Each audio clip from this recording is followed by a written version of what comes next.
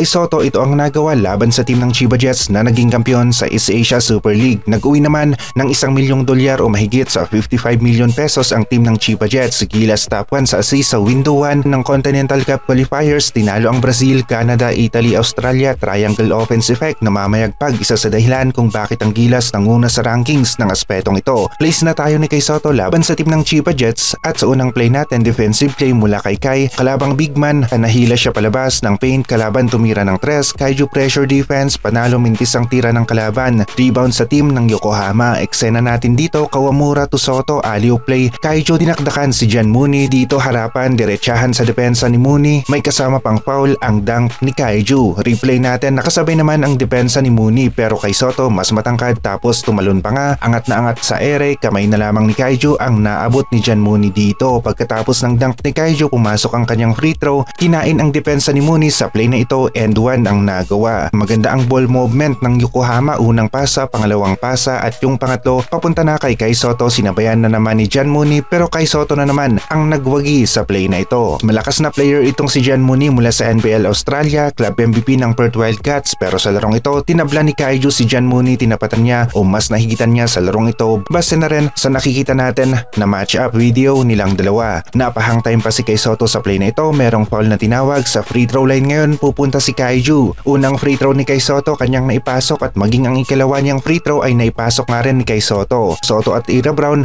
nagbabanggaan, agawan sa pwestuhan pero Kay Soto matangkad, overhead pass, wala na ngang nagawa si Ira Brown na import ng kalaban. Lusot na si Kay, napa-reverse sa kanyang tira, pasok ang bola sa ring. Kawamura at Soto in motion sa opensa. Nakita ni Kawamura meron siyang tira pero defender niya malaki. Ira Brown mintis ang tira ni Kawamura dito. Soto at Xavier Cooks agawan sila sa rebound. Kaiju may follow up at Cooks natawagan ng foul. Hustle ni Kaiju sa rebound, panalo na naman sa play na ito. Kaiju free throw, pumasok. Dito napa mid-range na lamang si Kai, walang bantay. Maganda ang pwesto, open ang tira, medyo malapit sa basket. Forma ng tira maganda, swabe ang pagpasok ng bola. Isang magandang mid-range play para sa team ng Yokohama. Kay Soto naman sinundan na lamang ang bola. Tira ng kalaban, mintis sa play na ito. Kaiju nakuha ang rebound. Tumira ang Yokohama sa 3-point area, mintis ang kanilang tira pero Kay Soto pa rin ang nakakuha sa rebound laban kina Xavier Cooks at Ira Brown sa play na ito. Putback na nga ang kanyang nagawa at laban ito kina Ira Brown at Cooks. Walang nagawa si Xavier Cooks sa power rebound ni Kay Soto. Foul tinawag ng referee. Panalo dito si Kay Soto. Dito naman mapapanganga ka na lamang sa pinaggagawa ni na Kay Soto at Kawamura. Mabilis ang alley-oop play, hindi talaga makakareact ng depensa. Pagkadating ng pasa, inilagay kaagad ni Kay Soto ang bola sa ring. Pasok ang tira, panalo ang kanilang opensa. Mataas at malakas ang rebound play na nagawa ni Kaiju dito. Hangin na lamang ang nadakma ni Ira Brown sa play na ito. Kay Soto, isa ito sa kanyang laro na double-double ang kanyang nagawa. Soto monster dunk ang nagawa ni Kay dito. Commentator napasigaw sa ginawa ni Kaiju. Rebound naman para kay Kai. Laki niya sa loob ng paint. Gamit na gamit sa game na ito. Double-double ang stats. Napigilan, natapatan ang tatlong import na nakikipagsabayan at siksikan sa kanya sa pagkuha ng mga rebounds at maging sa opensa at depensa. Napa-follow up na naman si Kai dito. Mabilis ang reaksyon niya, mas nauna sa bola kaya ang resulta rebound na nga, puntos pa para kay Kay Soto. Isang rebound play na naman para kay Kai laban kay Ira Brown. Natapik ang offensive rebound papunta sa kanyang kakampi. Defensive play ni Kay Soto, panalo laban kay Tugashi. Nakuha pa ng Yokohama ang bola. Oras naman para sa kanilang opensa. Hirap si John Mooney na depensahan si Kai dito. Kaya naman ang ginawa niya, diretsong bangga na lamang sa ere laban kay Kay Soto dahil nakakarami na nga rin si Kai laban sa depensa ni John Mooney sa game na ito. Unang free throw ni Kay Soto, nagawa niyang maipasok at maging ang kilawa ay pumasok nga rin. Kay Soto double-double ang stats sa game na ito.